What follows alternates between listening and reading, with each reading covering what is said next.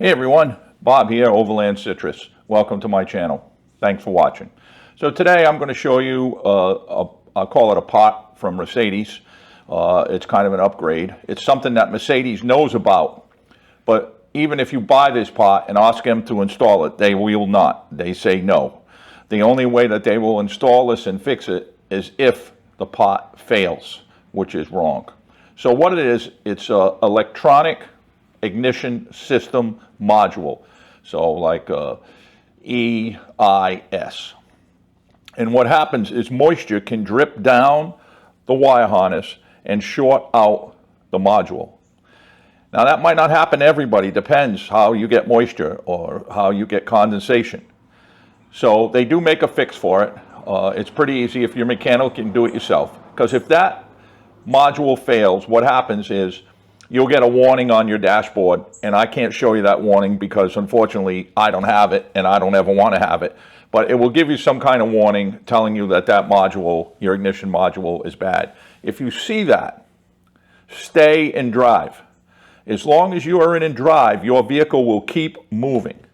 But if you change gears, go into reverse, put it into park, shut the vehicle off, you are dead in the water. You will no longer be able to go anywhere. You're going to need a flatbed. So imagine being out in the middle of the desert camping or out in the middle of the forest and that happened, you're done. You're absolutely done. So this is a pretty cheap fix that I think everybody with a Sprinter van. It doesn't matter if you have it on a Class C camper, if it's a work van, if you use it for anything. It's all Mercedes vans, 2500, 3500. They all have this. They know about it, but they're not going to recall it, and they're only going to fix it if it fails. Now, if it does fail, the problem is that box goes by your serial number of your vehicle. So they have to order one in, and it's vehicle coded for that vehicle. So you're going to be down for a while, and if you're out nowhere near your home and you're traveling or you live in your vehicle, you're going to be down and out. So the piece that I bought, I will put the part number and everything in the link when the video is completed, is under $10. When you see how this gets installed, I don't know what this, they call it a boot, what this boot, and I'm going to show it to you in a minute, is for. If you ask me, it's definitely not for this repair, even though they're using it for this repair, because it makes no sense. So I got it from a Mercedes dealer, and they sent it to me by FedEx. Like I said, it was, with shipping was 12 bucks. So this is it. Comes wrapped in plastic, and I'm going to give you the part number. And I'm just going to open this, rip this apart, so just bear with me. Wait a minute, I got to get a knife. Yeah, there we go. I slid right back in, just like the movies. Okay, now you're going to laugh. This is the fix. Now this hole here is like a I don't know, like a loose leaf binder hole. It has no purpose. It don't go anywhere. We're not going to use it for the install. And then it has two holes punched in the bottom of the bag. We're not going to use those holes either. So for some reason, something tells me that this bag is not made for that repair. And it's just a pouch. After I make this repair, I probably could have fixed this with a Ziploc bag and some zip ties. So you're going to need this. You're going to need a few tools, which I'm going to show you, and a few zip ties. And basically what this does, I'll show you how to install it, where it is, and everything about it. I'm going to walk you right through the whole repair. And it kind of goes on this module, because what happens is you'll see the module is placed so that the wire harness is on the top. So if any moisture comes down your harness or condensation, it drips into the connection and shorts it out. If they would have just turned it around and had the connection from the bottom, that wouldn't happen. Now there is a company out there that makes I'll call it a piece of a harness or a pigtail that you can unplug, plug that in, turn the box around, plug it in the bottom, problem solved. The thing with that fix is, easy enough, same as this is going to be easy, guys, is it will throw a code. So if you don't have a code reader, you won't be able to get rid of the code. You'll have to bring it to a garage. But this fix, you don't unplug anything, you don't disconnect anything, and please don't, because you will throw a code. So we're going to take you out. We're going to show you the tools we're going to need so you'll be prepared. And then we're going to go step by step and how to change it and what to do with this particular bag. So stay tuned and come on along. So here's most of the tools you're going to need to do this job. Some type of razor knife. I happen to have a carpet knife, a number 22 Torx, a flathead screwdriver. If you have a plastic pin tool so you don't mar up the plastic, if not, you can use a screwdriver, a pair of scissors, and a pair of diagonal cutters or side cutters. And that should be all the tools that you're going to need to do this job. So let's get out to that Sprinter van and I'll show you how we install this fix for the ignition control module. Okay, so this is like your mat doorway step. So there's going to be 2 Torx here, and I'm going to do my best to show you guys everything. There's a Torx here for your hood controller. There's a Torx back here, and then there's a plastic snap ring there and a plastic snap ring there. And then we're going to take that off, and we'll get to show you that we're taking this whole floor mat up out of the way to get at this side panel. Okay, this is a side panel here, plastic, and you're just going to kind of grab it and pull it off. Get the gasket. There's a little gasket here, and you're just going to kind of pull that right off of there. That's it. So that's just a little side trim that comes right off. And as you can see, we pulled this bottom trim piece off to get underneath the mat where your battery is. And then we're going to get a few more screws out, and we'll keep showing you as we go. So tucked back up in here, I'll back off so you can see where we are. There's one of these plastic snap rings, and then we got one down here and one in the back, and then we're going to be ready to pull this panel off. And if nobody's ever seen what one of these look like, just a little snap push thing. They're very common on all kinds of cars, and then you just push them back in.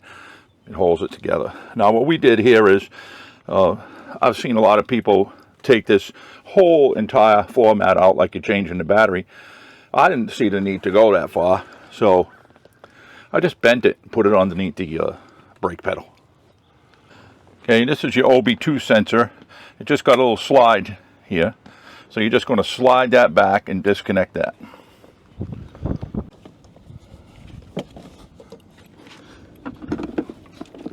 Now I'm going to try to get you guys in here to see.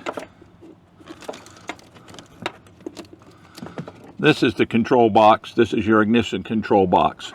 And as you can see, the water drips down on the wire and can go right into this plug and short it out.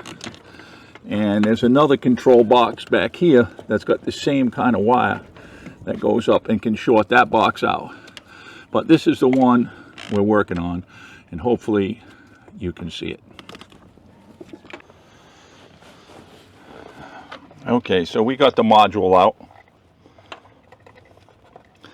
and then at each end there's a little thing that you can snap off.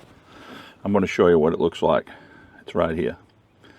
You're going to snap them off, and this little nut snapper on the end here disconnects from this box. So on the top one, you're going to want to disconnect that. Use a pair of pliers or something and pull it out, and I'll tell you why we're doing that. Okay, so this is what you're going to end up with when you separate it. You're just going to end up with this little plastic snap nut. And why you have to take those apart is because it's going to go through a bag, this plastic bag, and you won't be able to use that clip, and I'm going to explain that. Now this ignition control module only goes in this bag about 4 inches. That's why I tell you, I don't know what this bag was for, but it definitely wasn't for this repair, but that's what Mercedes uses it for. So there's the unit. If that unit goes bad on you and you get water in it, you're done. You're getting on a ramp truck, and if you're out in the middle of nowhere, you're stuck. So what we're going to do is I'm going to make a little alteration, sorry about that, to this bag. Is you only use about 1/4 of this bag, and then the rest just flops around in the. That's why I say I don't know what this bag is for, but that's what the Mercedes is using for a fix, which is crazy. I'm going to cut a few inches off this bag, and that's why we have the scissors. Okay, so once I shorten the bag, what we're going to need to do is we're going to put a hole with a razor knife or a drill bit, whatever you want, maybe about 1.5 inches over and 1.5 inches up. And that's going to be for the stems. I don't think you can see that are sticking out the dash. We're going to put that bag right over that to put that in. So we're going to put a hole in that bag right now. Okay, I don't know if you guys can see it up here. I don't know if you guys are seeing that. It's very hard. Okay, so finished project. Floor mats back down. Everything all buttoned back up. Everything looks good. Gaskets in place. And I'm telling you, it didn't take, well, it takes more time to take the floors off and everything than to put the actual module boot on. So I'm going to say, all said and done, with getting my tools out, maybe it took an hour, but I don't think it did. Okay, everyone, so that install was pretty easy. Again, I'm going to link all the part numbers for that part, and you just got to get it at a Mercedes dealer. I tried everywhere. You absolutely have to get it at a Mercedes dealer. I got it from a Mercedes dealer online out of Arizona, and they shipped it to me. So I'll put the part number down. And I know it was hard to see the fix, but I hope that everybody that has a van and wants to do this fix as a precaution, it helped out. If you have any questions, please just ask me, and I can answer them. So I want to say thanks for watching this video. Hopefully it's helpful. We got a big adventure coming in July, which we're going to put about 3,000 miles on. We're going to keep some of that a secret until time gets closer. Until then, we're just trying to get the van to what we think is near perfection and how we want it. So I'm just going to give you a little sneak preview of what's going on next. Yes, has to do with suspension, tires, and wheels. So we're waiting for all the parts to come in, and then we're going to bring you along on that journey. And right about then, that's going to kind of finish up the van with every upgrade and option that we feel that you need. So if you already subscribe, I thank you. If you haven't, please press the subscribe button. If you press the bell, you'll be notified when we get new videos. Until the next video, as I always say, camp safe, drive safe, and peace out.